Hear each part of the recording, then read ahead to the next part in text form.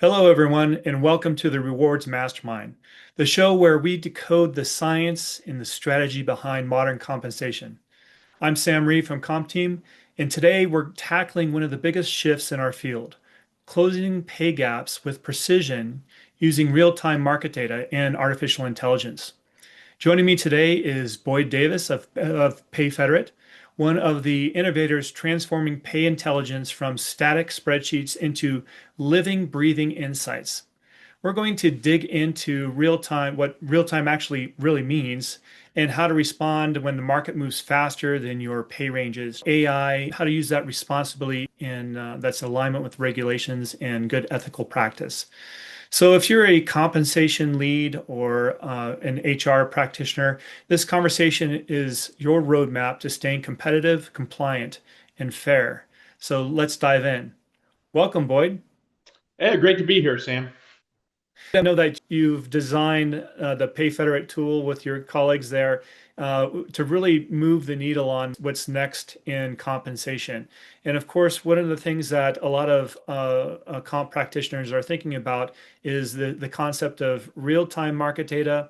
How does it change how we've done things in the past and so forth? So first of all, can you kind of explain what does real-time mean in real-time market data? Well, real time, I'm an old systems guy, so when I think of real time, I think in nanoseconds. Obviously, we're not talking about that kind of industrial real time here. And so you can kind of go from the extremes. Like I still think it's relatively common. I hear customers all the time that evaluate their pricing seriously only every 2 or 3 years. They do a pricing project, they pay 30 or 40 grand, and that means that for a year or two they're out of phase. So that's clearly not real time. On the other extreme, we have now multiple sources of real time job posting data. That's probably the most real time because it's actually ahead of when the hiring actually happens. It's extremely valuable, but it's got some limitations relative to the structure and the quality of the data. So to me, I think it's not so much you got to get to real time and look at comp every day. That'll never happen. You don't want to react. I know a lot of what we'll talk about today is how do you avoid just reacting to the blips. But I think it's about going to. I don't think of real time so much as continuous. Hmm. That you're continuously trying to look at the signals of the market. And comp professionals are getting them every day, from undesired attrition to the people they're hiring to the feedback they're hearing anecdotally, and then of course the more structured sources of data like surveys or the structured job posting data. And then there's a couple of other forms of real-time data that I think are really critical.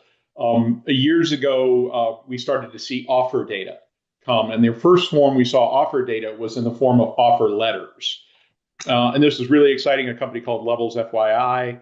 I learned about it from my son, who was a software developer. It got really popular in software. And it was really good, oddly high quality data because they're actually using formal offer letters. So it wasn't as bad as often the employee reported data is. And then you now have some offer data that are actually coming out of the ATS systems. Those are a special kind of data that is very, very high quality. There's offers being offered because they're actually out of the ATS system. But there are some challenges around antitrust and safe harbor around those things, and they're a little bit more limited. They're not really available to as many customers. So we have lots of forms of data. Traditional surveys, we have surveys that take aggregate surveys and give you aggregated data. That's another form of data. Then you have job posting data. You have offer data that's driven by the candidates, and you have offer data driven by the ATS systems. The reality is there's lots of data out there, and the key thing for organizations, for comp professionals to do is get enough of a view of the market from a variety of sources that you can triangulate. But to me, it's about going continuous. If you're doing it every year, try to do it, at least have a mid-year check at it. If you're doing it every 2 years, by all means, get to an annual cycle. And if you're kind of continuously monitoring it, then you could be working on ways to gather that market intelligence in a more formal way. Yes. So I'd say go continuous, not real time, is maybe the net. Yeah, good clarification. I think that it's just good to be responsible because now if we look at the finance department and what they're doing in their area, they're forecasting the business going forward. They're looking at the economy and the business climate. I mean, essentially, that's what comp practitioners can do with this with new capability and more continuous observation of what's going on in the market.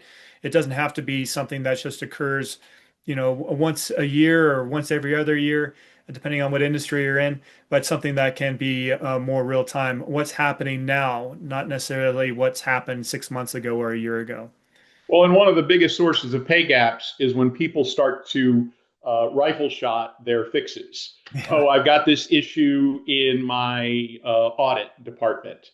So I'm going to go and fix audit. And then all of a sudden, you have audit jobs that are kind of similar value to accounting jobs. And now the accountants don't have internal equity.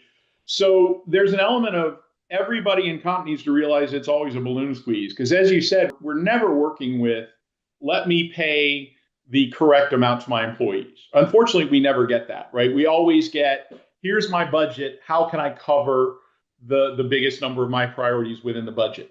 So it's always a balloon squeeze. And whenever somebody tackles a specific challenge they have in one job or one job function, they often end up creating challenges elsewhere. So by doing it continuously, you're continuously monitoring the whole thing, and you're not allowing little outliers to move. So it's not only continuous; it's looking at the whole picture on a continuous basis. And for that, you need tools. right. You just can't do that in spreadsheets. You can't get the level of insight that you need. Right. And to reiterate, they're talking about the different tools that are available, such as, I mean, first of all, if we look at the market data sources, there's those traditional surveys, there's information that comes from job postings and so forth that kind of brings that more real time or continuous element into it.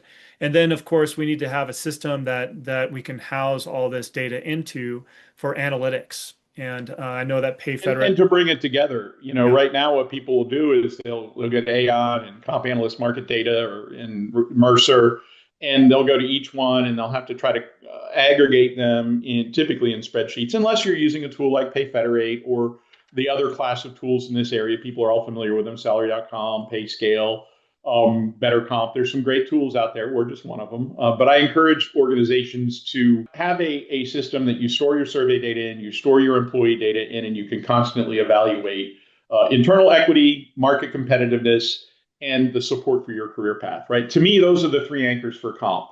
You actually have to be market competitive. You have to have some sort of level internal equity, or you're going to end up with real culture problems. And you need to support the career paths for your employees. People leave for three reasons. They leave because they don't feel like they're paid fairly, they leave because they hate their manager, and they leave because they don't have a future. A good compensation structure can cover two of those three. We're going to have to all work together on getting managers to be more effective. But for a career path and for being feel like you paid fairly, two of those three anchors for retention are in comp, and it's essential that people have a good grip on it. yes, for sure. I mean, I think that one of the biggest mistakes especially U.S. companies have is that if they don't have an internal job structure or career structure, career architecture, they are just taking jobs and are matching them directly to the market.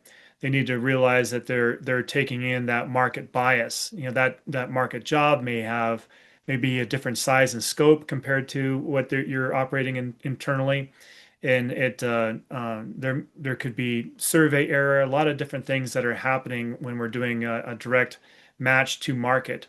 That's why it's important to have a job architecture or framework where we can ensure that we have internal pay fairness, and then it helps us to be compliant to regulations, and which we'll talk about in a bit. Yeah, it's interesting. I know as a practitioner, Sam, you and all practitioners have to treat compliance as job one. Hmm. There's certainly a piece of me that says if you adopt best practices around comp, the compliance is actually an easy byproduct of that. You do the right things right, and it's relatively easy to comply with the EU and the pay transparency laws in the US and the other variants around the world. Certainly, the EU is the most aggressive now. But Yeah, I think it's really, really critical that I think the idea of the underlying tools and process separate from the data. I've said in the past, I see a lot of people, particularly less mature organizations. The first thing a head of HR will do is hire a comp person and buy a survey. And maybe it's not really a comp person with experience in building structures, or there's a lot of range of skills in comp. And sometimes if you just buy a single survey and then you don't know how to match it, you don't know how to apply it, you don't put it in your job architecture, you could actually be worse off because Yeah, you think you're okay. You know, it's like when you go to the doctor and get a false negative, right? You feel like you're healthy, but maybe you're not. And I think that's what we see a lot. And you mentioned job architecture. I would back it up a step and say I see the challenge for most organizations being fundamentally the job description layer. They right. have not put enough energy into making sure the job descriptions actually reflect the work that the employees are doing and that they're complete, accurate, and consistent. I think job descriptions are like for many, many organizations, that's the best place to start. If you're describing the work accurately, you have a lot better shot at paying it market competitively. That's right. And I want to bring in Jackson because I know he's an expert in doing the job evaluations for organizations. And so, Jackson, what are the biggest problems that you see with organizations in doing job evaluation? Does it start with the data? Yeah, I'd say it starts with the data. Not only are organizations not taking the time to really break down the jobs, like Boyd says, but also you see kind of a failure of true, or they're able to work bias in by not keeping a consistent mindset. And that's where job evaluation falls back to all the time is a conversation about, are we thinking about the employees or are we thinking about the jobs? And are we thinking about the minimum competencies of that job? In smaller organizations, this tends to become really predominant as teams look at their employees. They're really struggle to break apart the job and the employee itself. Right. And I think that's one of the big things. And when if we're continually monitoring the market, we see a signal come in that says, okay, well, hey, our most coveted job is now 12% higher in the marketplace. What do we do? And so I usually try to influence organizations to kind of pause and investigate. So that I use a framework called detect, diagnose, decide, and then deliver. So the first thing is using these important tools as Boyd is mentioning, those software tools, and coupled with good survey and data sources, we can detect when a market point goes out of that normal range where we might be concerned. Concerned in a way, well, geez, we know that our employees are looking out at jobs in the marketplace. What if our top performer in this job looks out and they see that there's a 12% higher pay somewhere else? Are they going to be how are they going to respond to that? And some organizations are well entrenched. They have other workforce experience or benefits and other things that will help with that. And there's others that don't have a very big moat when it comes to pay, and some people will leave for a dollar or two more somewhere else.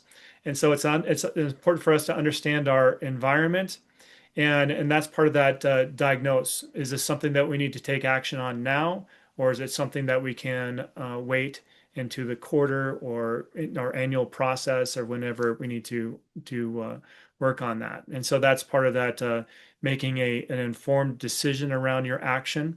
And then when you are actually delivering the fix for that market misalignment, it's done in a fair and equitable way to where it's compliant with all the regulations and so forth. So that is what I recommend practitioners out there is to use that detect, diagnose, decide, and deliver framework when we see market misalignment. Yeah, I think one of the things that strikes me about that model is also how do you when you get in the information and you detect it, then you do have to know what your options are, right? Do you have LTI programs that will be sticky enough? Can you do something with STI or even a one-time bonus to reinforce? You have to know what those range of actions are. And I think the debate always is, how much do you stick to your principles versus how much do you just be expedient to keep the talent? Yeah. And that'll always be a debate and a judgment call throughout. The only thing I know about it is you're better off if you have a well thought out rationale for what your structure is. That way, if you need to make an exception, and rules are made for exceptions, you'll know exactly what rule are you accepting and why, and you can figure out how to track it. So there will never be a time when you're going to give up your best talent because of some theoretical strategy, right? You're always going to do the right thing. But the more you have it structured so that things fit together, the more conscious you can be when you do have to make those exceptions. Mm-hmm. Well said, Boyd. I mean, that's gold. I mean, it's really important for us as comp practitioners and HR practitioners to know all the levers that we can pull in a situation. And it may not be best to pull the salary lever, and that could be a violation of or impact pay transparency or fair pay.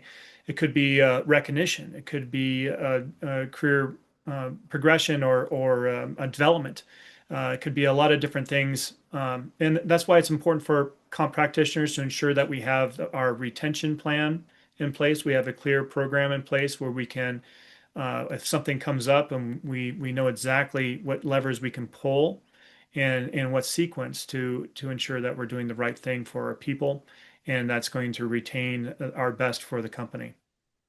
Well, I think Jackson hit on a huge point about how do you divide these things up a little bit and put them in buckets? And for me, what I see people do is blurring a lot. They'll go and they'll buy a survey from somebody, and then they'll just say, okay, well, it's easiest to match if I just use that survey job architecture.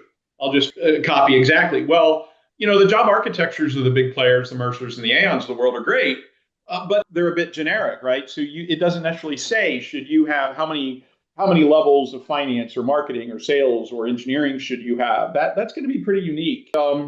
And then the other way they blur it is the jobs and the people, as Jackson said. They'll mistake a person doing this job that the job description doesn't even capture, and this person's doing an enormous amount, but they haven't described the job appropriately, they haven't benchmarked it appropriately, and they end up not being able to see it as a job. So I think you got to separate, like, get your data sources, and then come up with your ranges around the jobs. And this is a key, is that there should be ranges. And then the individuals should be based on a very coherent progression through range. Why is somebody in the first quartile, second quartile, third quartile, fourth quartile? And it can get a little bit complex because it's easy to say, okay, the people with the less skills are in the first quartile, demonstrating skills in the middle, and role modeling skills at the top. But sometimes you might have some other exceptions, like I've got this kick-ass engineer who I really see as future leadership. I want to move him over to product management. This product management job, the person's not skilled at all. He's an engineer. But the value of having that experience in that role means that person should stay in the fourth quartile. But you have to have a rationale for it. You can't just have it be random. And I think that's where people get tied up, is they can't get this. You get the market data, and then you match it to what you have and build out your structure. And then the people in the structure, you can use the placement and range to differentiate the individuals. And I think a lot of people, as Jackson highlighted, have a hard time getting over that, particularly if they're, if they're maybe not as mature or large. It seems like another really challenging part is the actual benchmarking itself. From survey to survey, a lot of times it feels like people default to the least common denominator. You're trying to match this, what could be very complex job description that you have a great understanding of, to a rather generic survey description. And then once you have that match, it's assumed that this is 100%, this is the market data we're going with, and there's no exceptions. And that's really not the case either. The market data is very helpful, but it's not law, or it's not the rule for the job. We have to understand how a job may differ from what we've matched in the market and use that to create, as you said, the range around the job, which comes more into the art of creating ranges rather than just reading the data that the survey gives you.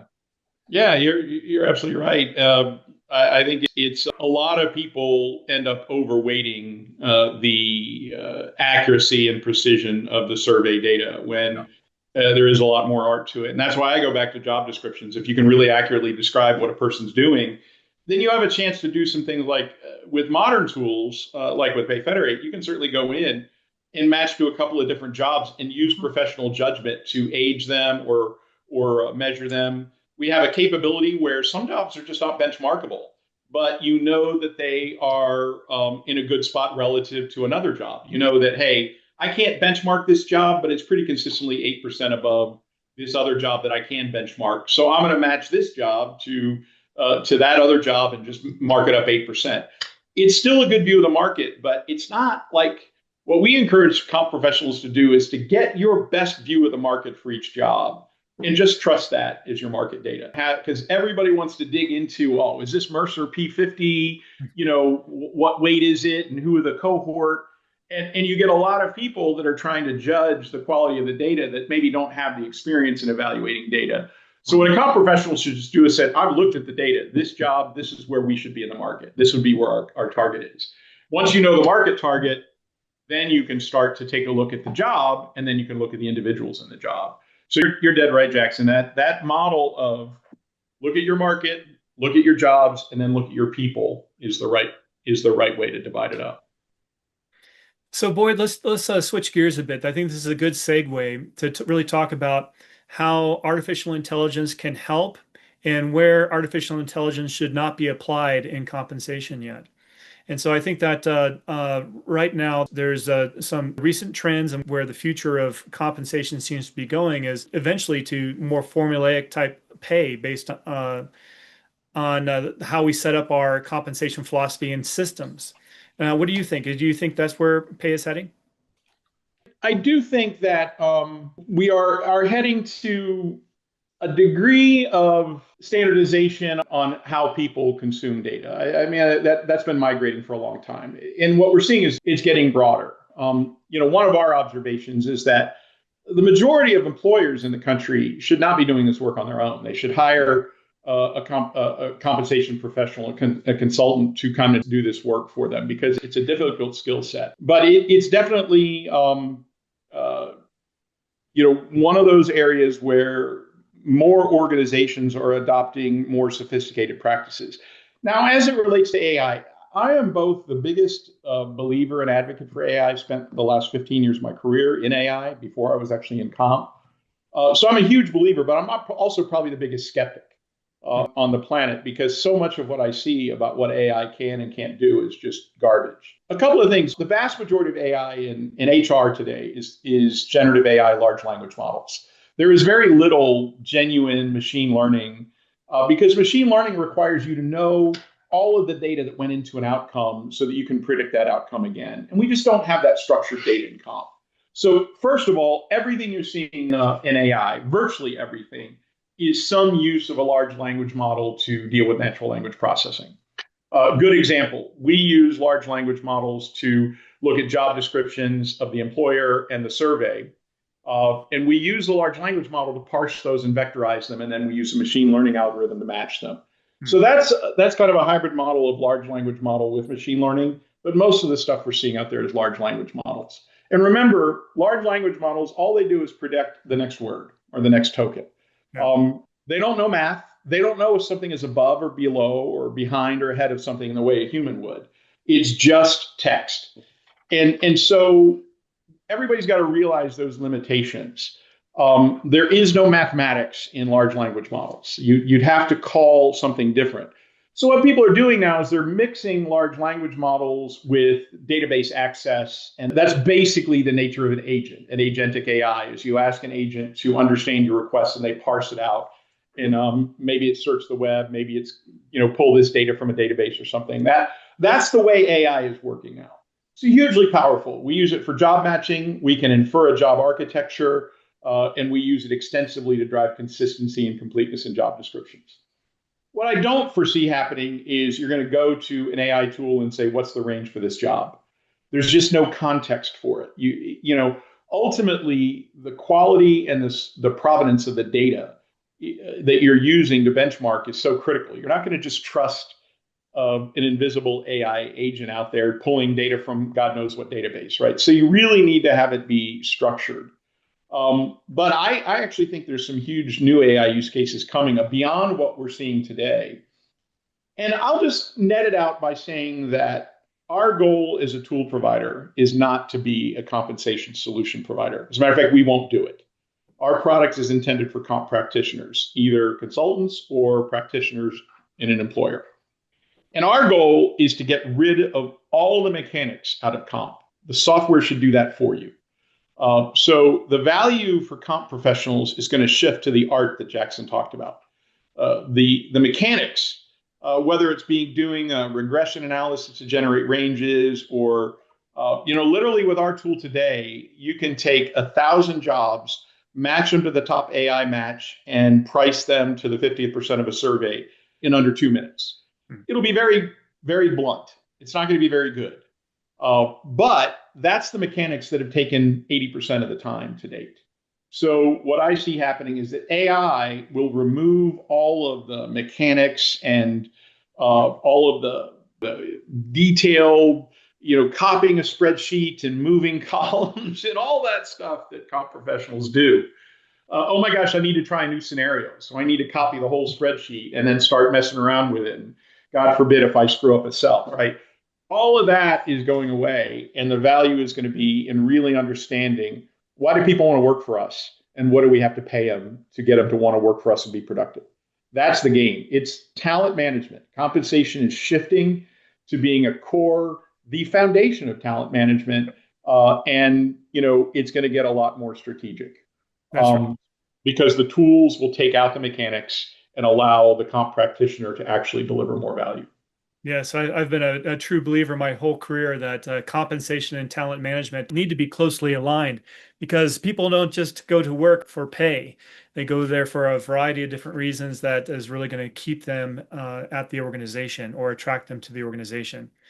So I want to reiterate the key point you just made there about the future of pay and where artificial intelligence is heading and how it's to be used right now. I think the key piece is that there needs to be a human in the loop, and not just any human, a person that is quite talented and understands compensation science and how it should be applied to different organizations based on their culture, their compensation philosophy, local regulations, so forth like this. I mean, it needs to be balanced. Well, that's why I'm such a big believer for people that don't have the resources internally. They should be seeking longer term relationships with their comp consulting professionals, right? It's not just like, hey, every 3 years I'm going to go off and bid 16 consultants for a pricing project, because they won't even know you, right? Whereas if you pick a consultant and you say, yeah, do the project for me, but then I'll have a retainer where you can maintain it for me. A good comp professional's at least $150,000 to $200,000 burden cost. And for $10,000 or $20,000 in most cases, or even less, you can get tools that allow you to automate it. And again, that intimacy will be the currency, right? A fair number of people out there today will do jobs price a job for a fee. Give me $300, I'll price a job. That to me has limited utility, because ultimately that job fits into a company, and you'd have to have somebody that really knows it. So I'd encourage the chief people officers out there who don't want to necessarily invest in the resource for a comp professional of their own, find a good consultant and establish a long-term relationship with them and treat it more like outsourcing than a project, because you'll get better results, because that consultant will get to know your team over time. And of course, they many cases have access to the survey data. You don't even have to buy it. So I'm a big believer for organizations who don't have a full-time comp practitioner who has experience with ranges and job pricing. Find a good consultant. Yes. Sam's a good one, by the way. I know this is his commercial, but Sam and comp team and Jackson and their team, we've worked with them a lot. They're outstanding, but whoever you get, try to establish a relationship with them over time. Yes, thanks for that voice of confidence there, Boyd. I appreciate it. But to really double down on what you just mentioned as far as the future of comp professionals, it's not just crunching numbers. It's really understanding the strategy and the philosophy of the organization. It's interpreting that live data, guiding leadership, and driving fairness in real time. And having tools like Payfederate and the many other tools that are on the market that are emerging right now are critical. I mean, they just save just so much time. I can't even tell you how much time in the past 2 years we've saved by using AI-powered tools such as Payfederate to really streamline the compensation process.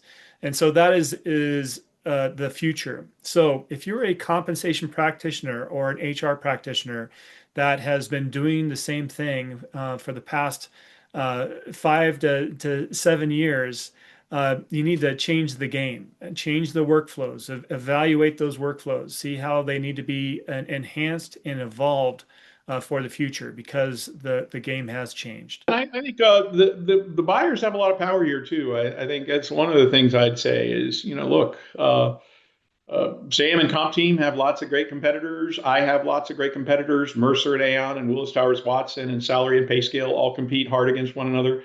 So one of the things you want to do is give yourself the freedom. Um, if you lock into one full set of all those things, data, consulting, and tools, you're getting all that from one place. And maybe it works now, but in a year or two, you won't know when it doesn't hit. So I really think if we will never do consulting. Payfederate will never do it. We don't believe we're a software company.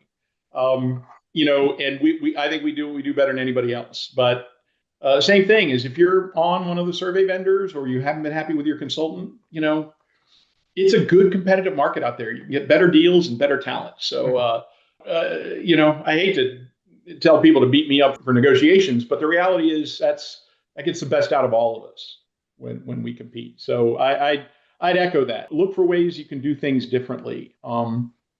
Spending the same amount of time doing the same things. Like one of the things I'm on a mission on is I'd like to radically overhaul the merit planning cycle. I think most people do it poorly today.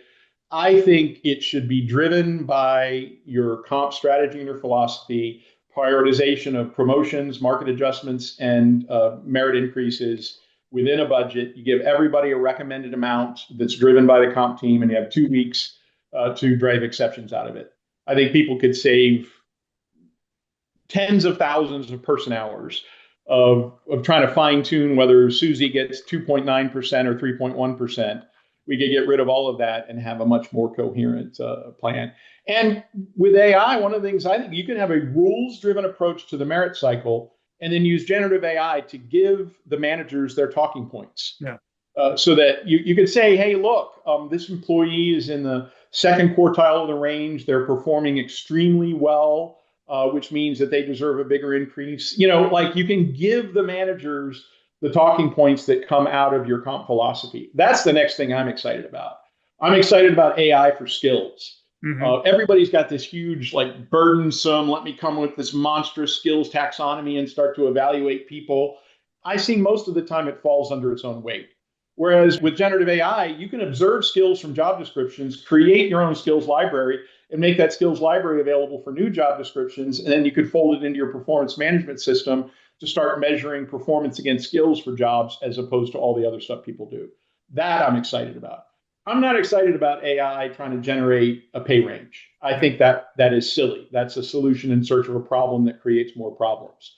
But I am super excited about all the other things we can do with this technology to improve the lives of the comp professionals. And more importantly, my mission every day, and I think it's been yours, Sam, is we want people to get paid fairly. Yeah. I mean, that's kind of you wake up every day, you can feel good about that. Honest day's pay for an honest day's work, independent of your race, religion, creed, background. That drives me to be that's passionate for me, and we can get there. Yes. Well, beautifully said, Boyd. I couldn't agree more. And I believe the future is bright when it comes to these new tools in the marketplace that are empowered with this new technology. So thank you so much for joining me today.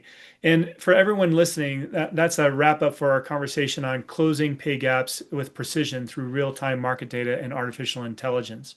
So if this episode gave you a fresh perspective on pay strategies and fairness, here's what I would love if you could do. Please subscribe or leave a comment with your biggest takeaway and share this episode with a fellow practitioner that needs to hear it.